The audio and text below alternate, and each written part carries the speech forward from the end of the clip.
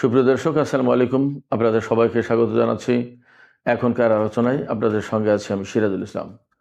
দর্শক, আগামীকাল কাতারের রাজধানী দোহায় আমেরিকা এবং ইরানের মধ্যে আবার আলোচনা হবে। এইরকম আলোচনা বহুদিন ধরেই বহুবার হয়েছে, কিন্তু আলোচনা হয়, সমঝোতা হয়েছে, স্বাক্ষর হয়েছে, আবার সে আলোচনা ভেঙে যায়। দুই পক্ষ একে অপরের উপর হামলা করে, যুদ্ধ লাগে। এই যে যুদ্ধবিরতি এবং সমঝোতা স্মারক সবই হুমকির মুখে পড়ে। এর কারণ কি?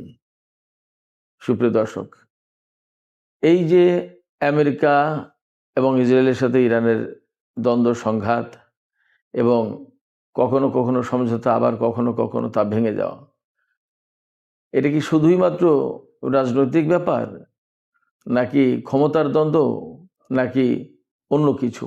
আসলে কি? আমরা এইসব বিষয় নিয়েই এখন আলোচনা করব।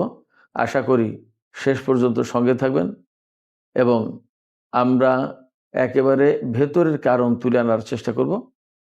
আপনারা ভিডিও যদি ভালো লাগে তাহলে লাইক, কমেন্ট, শেয়ার করবেন এবং চ্যানেলটি সাবস্ক্রাইব করে সাথেই থাকবেন। দর্শক, চলুন বিস্তারিত আলোচনা করি। 28শে ফেব্রুয়ারি ইরানের উপরে আমেরিকা এবং ইসরায়েল হামলা শুরু করে। একেবারেই নিজেদের মতো করে তারা ইরানের উপর হামলা চালিয়ে দেয় এবং ইরানের সর্বোচ্চ নেতা থেকে শুরু করে কাকে কাকে হত্যা করেছে তা তো আপনারা সবাই জানেন। হামলার কিছুদিন পরেই কেন ডোনাল্ড ট্রাম্প একেবারে চুক্তির জন্য মরিয়া হয়ে গেল? তারপরে নানান রকমের আলাপ আলোচনা, নানান রকমের কথা, বিভিন্ন ধরনের চুক্তি, সমঝোতা, সই, এগুলো হলো। কিন্তু প্রকৃতপক্ষে ইরানের সাথে আমেরিকা আর ইসরায়েলের যুদ্ধ কমপ্লিটলি বন্ধ হয়ে যায়নি এবং শান্তি বলতে যা বোঝায় সেটা পরিপূর্ণভাবে আসেনি। বরং মাঝে মাঝেই দুই পক্ষের মধ্যে যুদ্ধ হচ্ছে এবং সেই যুদ্ধের পরে, সেই যুদ্ধের প্রেক্ষাপটে মনে হচ্ছে এই চুক্তি, এই আলোচনা, এই সমঝোতা ভেঙে যাবে। এর কারণটা কি? একেবারে শুরু থেকে যদি বলি, এই যে আমেরিকা এবং ইসরায়েল ইরানের উপর হামলা চালিয়েছে, মূল অভিযোগটা কি? অনেকগুলো কথা ছিল আমেরিকা এবং ইসরায়েলের পক্ষ থেকে। প্রথমে ছিল ইরানের জনগণের উপর দেশের সরকার হামলা চালাচ্ছে, তাদের গণতন্ত্র দিচ্ছে না, তাদের মানবাধিকার দিচ্ছে না, অর্থনৈতিক সংকট সমাধান করছে না, ইত্যাদি ইত্যাদি। বাস্তব কথা হচ্ছে এগুলো সবই ইরানের কমপ্লিটলি নিজস্ব ব্যাপার। দেশের জনগণকে কতদূর কি দেবে, কতটুকু অর্থনৈতিক সচ্ছলতা দিতে পারবে এবং কতটুকু নিরাপত্তা দিতে পারবে, কতটুকু আন্দোলনের অধিকার দেবে, এগুলো সম্পূর্ণভাবেই ইরানের জনগণ আর ইরানের সরকারের ব্যাপার। এখানে অযাচিতভাবে হস্তক্ষেপ করার সুযোগ আমেরিকা এবং ইসরায়েলের নেই। তাহলে একদম পরিষ্কার যে আমেরিকা এবং ইসরায়েল জোর করে ইরানের অভ্যন্তরে হস্তক্ষেপ করে একটা যুদ্ধ পরিস্থিতির সৃষ্টি করেছে, যুদ্ধ লাগিয়ে দিয়েছে। কেন? প্রথমের দিকে বলা হয়েছিল যে এই জনগণের গণতন্ত্র, মানবাধিকার এবং তাদের আন্দোলনের অধিকার, তাদের খাওয়া পড়ার অধিকার, তাদের অর্থনৈতিক সুযোগ সুবিধা, এগুলো নিশ্চিত করতে হবে। এগুলো কি আমেরিকা এই হামলা চালিয়ে নিশ্চিত করতে পেরেছে? পারেনি। তাহলে কি আমেরিকা ইরানের উপর হামলা চালানোর অধিকার রাখে? তারপরে বলা হলো ইরানের উপর হামলা চালাতে হবে এই কারণে তার কাছে পরমাণু কর্মসূচি আছে, কিছুদিনের ভেতরেই সেই পরমাণু কর্মসূচি এগিয়ে নিয়ে তারা পরমাণু বোমা বানাবে। এখনই ইরানের এই বিপ্লবী সরকারকে যদি উৎখাত করে দেওয়া না হয় তাহলে তারা পরমাণু বোমা বানিয়ে ফেলবে। এই কথা আমেরিকা যতটা জোরালোভাবে বলল তার চেয়ে কয়েক গুণ বেশি জোরে ইসরায়েল বলল। এই যে ইসরায়েলের বলা কথা, এখানেও প্রশ্ন থাকে। ইরান হচ্ছে এনপিটিতে সই করা দেশ। এনপিটিতে সই করা মানে হচ্ছে তারা অঙ্গীকার করেছে তারা পরমাণু অস্ত্র বানাবে না। ইরান তো সেই কথাই বলছে এবং এখনো পর্যন্ত কেউ প্রমাণ দিতে পারেনি ইরান পরমাণু অস্ত্র বানিয়েছে। তাহলে ইরানের উপরে এই যে যুদ্ধ চাপিয়ে দেওয়া হলো এবং সে পরমাণু কর্মসূচি ধ্বংস করতে পারলো না, তাহলে ইরানের উপর এই যে যুদ্ধ চাপিয়ে দিয়ে কেন ইরানের জনগণকে এত ক্ষতির মুখে ফেলতে হলো বা ফেলা হলো? আচ্ছা, এখানে ইসরায়েল এবং আমেরিকা যদি ইরানের উপর হামলা চালিয়ে ইরানের ক্ষতি করে, তাতে কি লাভ হয়েছে ইসরায়েল এবং আমেরিকার? যদি লাভ না হয় তাহলে এর দায়িত্ব কে নেবে এবং কি হবে? আমি এখানে বলি, ইরান খুব সুস্পষ্ট করে বলেছে যে তারা পরমাণু কর্মসূচি বন্ধ করবে না, তারা ইউরেনিয়াম সমৃদ্ধকরণ বন্ধ করবে না। হয়তো ইউরেনিয়াম কত মাত্রায় সমৃদ্ধ করা হবে তা নিয়ে আলোচনা হবে, কিন্তু আমেরিকা আর ইসরায়েলের সাথে এই আলোচনা হবে না যে ইরান তার পরমাণু কর্মসূচি পরিচালনা করতে পারবে কি পারবে না, এটা নিয়ে কোনো আলোচনা হবে না। অর্থাৎ ইরানের বক্তব্য একদম ক্লিয়ার যে আমেরিকা এবং ইসরায়েল ইরানের উপর অন্যায়ভাবে হামলা চালিয়েছে, তারা ইরানের পরমাণু কর্মসূচি ধ্বংস করে দেওয়ার অধিকার রাখে না। এটা জাতিসংঘ নিরাপত্তা পরিষদের আন্ডারে বা আন্তর্জাতিক আণবিক শক্তি সংস্থার অধীনে এগুলো দেখভাল করা হচ্ছে। অতএব কোনো মতেই ইরান ইসরায়েল বা আমেরিকার হাতে তার পরমাণু কর্মসূচি তুলে দেবে না এবং তাদের কাছে সারেন্ডার করবে না। তাদের কাছে সারেন্ডার করার মানেই হলো ইরানের স্বাধীনতা সার্বভৌমত্ব বিকিয়ে দেওয়া। ইরান এই কাজ করবে না। তো তাহলে এই জায়গায় প্রশ্ন আসছে, আগামীকাল কাতারের রাজধানী দোহায় যে আলোচনা হবে, সেই আলোচনা কি নিয়ে হবে? ইরানের পক্ষ থেকে একদম পরিষ্কার করে ইরানের অন্যতম পররাষ্ট্র উপমন্ত্রী কাজেম গরিবাবাদী তিনি বলেছেন, ইরান আমেরিকার সাথে পরমাণু বিষয়ে আলোচনা করবে না।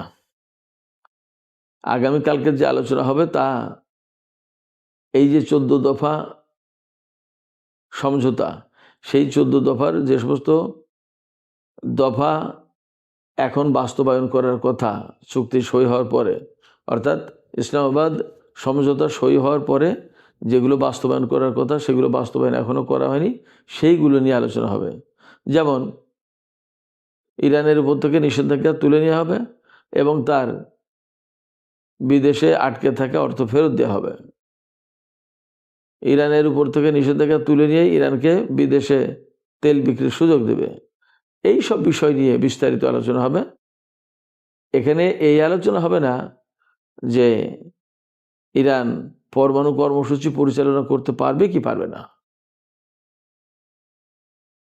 আবার এই আলোচনাও হবে না যে ইরান কোন পর্যায়ে হরমুজ প্রণালী পরিচালনা করবে।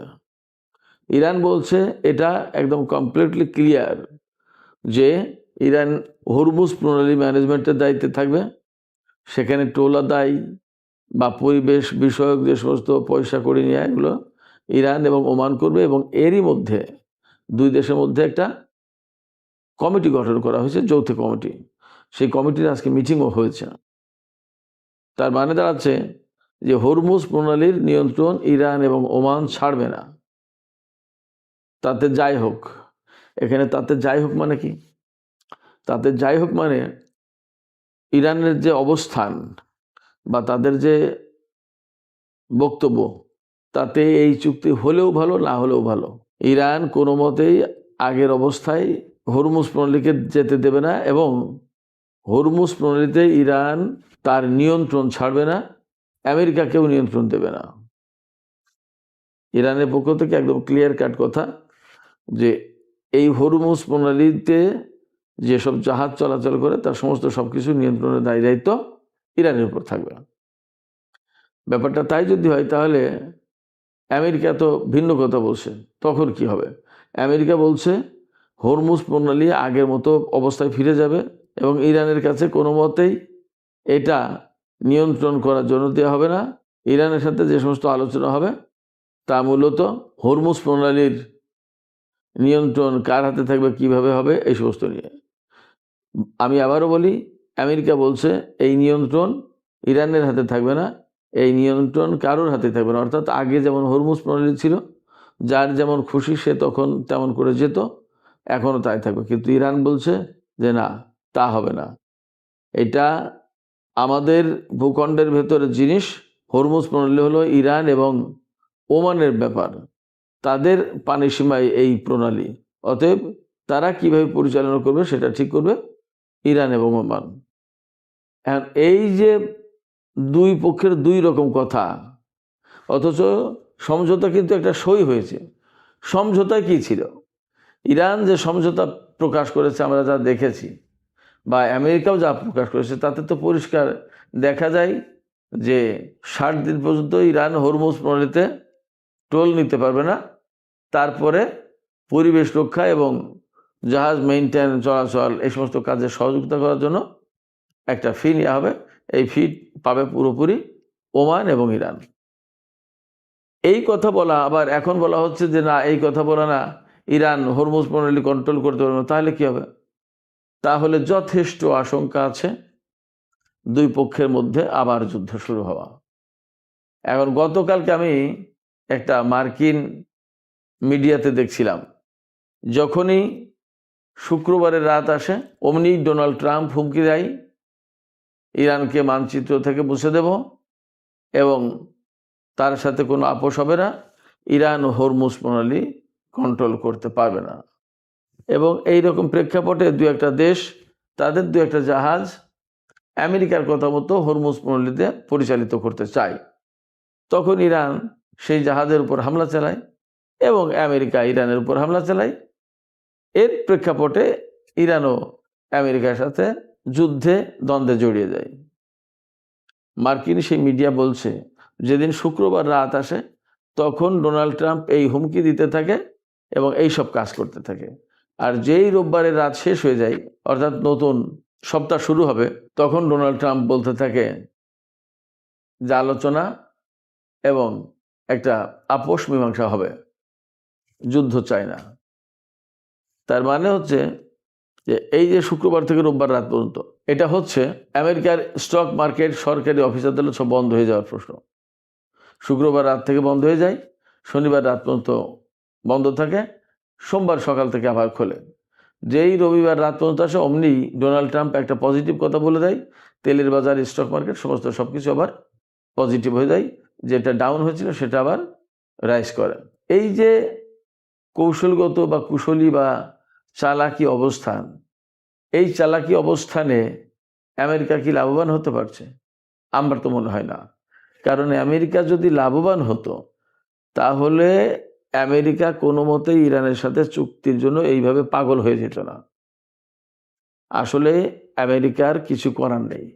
একবার সে চুক্তির কথা বলে, একবার সে সমঝোতার কথা বলে, একবার যুদ্ধের কথা বলে, একবার ইরানকে বিশ্বের মানচিত্র থেকে মুছে দেওয়ার কথা বলে। এই অবস্থায় যা দাঁড়াচ্ছে তাতে এই যুদ্ধবিরতির উপর মানুষের আস্থা কমে যাচ্ছে। এই যে 14 দফা সমঝোতা, তার উপর আস্থা কমে যাচ্ছে। আমেরিকা যে একটা বড় দেশ, বৃহৎ শক্তি, তার উপরে কিন্তু মানুষের আস্থা কমে যাচ্ছে। কূটনীতির উপর মানুষের আস্থা কমে যাচ্ছে। তাহলে আমেরিকা এবং ইরানের ভেতরে কি আবার যুদ্ধ লাগবে? হ্যাঁ, যুদ্ধ লাগার যথেষ্ট আশঙ্কা আছে। কারণ ইরান কোনো মতেই আমেরিকা ইসরায়েলের কাছে সারেন্ডার করবে না। আমেরিকা ইসরায়েল যা বলছে ইরান তা শুনবে না। তাহলে অবধারিতভাবে আমেরিকা এবং ইসরায়েলের সাথে ইরানের নতুন করে সংঘাত অনিবার্য। কারণ এতদিন তো আমেরিকা এই বিশ্বকে শাসন করে, মনোনিবেশ করে, মাতবাড়ি করেছে। এখন এখানে যদি ইরান ভাগ নিতে আসে তাহলে তো আমেরিকা এবং ইসরায়েল সেটা মানতে চাইবে না। প্রধান সংকট এখানে। সুপ্রিয় দর্শক, এই যে আজকের যে আলোচনা করলাম, এই আলোচনার ভেতর দিয়ে আমার মনে হয় আপনাদের কাছে একটা মেসেজ পরিষ্কার হয়েছে। সেটা হচ্ছে ইরান আমেরিকা এবং ইসরায়েলের কাছে মাথা নত করবে না, সারেন্ডার করবে না।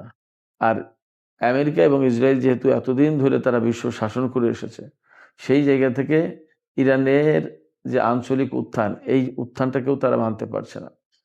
যার ফলে আমার কাছে মনে হচ্ছে দুই পক্ষের ভেতরে আবার নতুন করে যুদ্ধ সংঘাত লাগার যথেষ্ট সম্ভাবনা বা আশঙ্কা রয়েছে।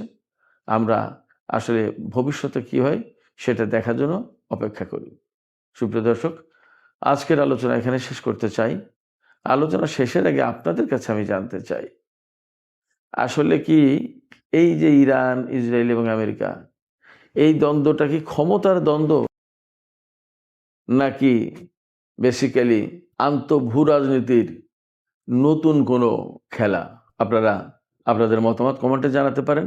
আর ভিডিও ভালো লাগলে লাইক, কমেন্ট, শেয়ার করবেন এবং চ্যানেলটি সাবস্ক্রাইব করে সাথেই থাকবেন। দর্শক, এখনকার আলোচনা এখানে শেষ করতে চাই। আপনারা সবাই অনেক অনেক ভালো থাকুন। আল্লাহ হাফেজ।